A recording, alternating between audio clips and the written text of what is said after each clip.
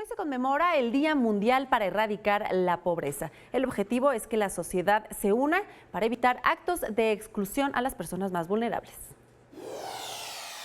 La pobreza es una violación a los derechos humanos. Por ello, el 22 de diciembre de 1992, la Asamblea General de la Organización de las Naciones Unidas declaró el 17 de octubre el Día Internacional para la Erradicación de la Pobreza.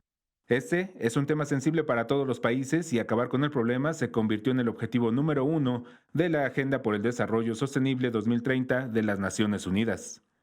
La Ciudad de México no es ajena a este problema y por ello ha implementado una serie de acciones para combatir esta situación. En materia de pobreza alimentaria se han implementado programas como la Pensión Universal para Adultos Mayores, que proporciona un ingreso mensual para asegurar la alimentación de los abuelitos.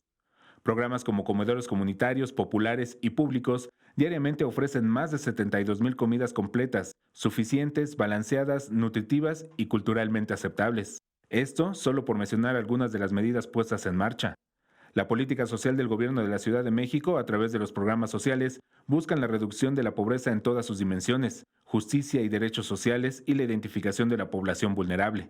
La medición de la pobreza debe contemplar no solo el ingreso de las personas, sino factores como el rezago educativo, acceso a servicios de salud, seguridad social, acceso a la alimentación, calidad y servicios básicos de vivienda.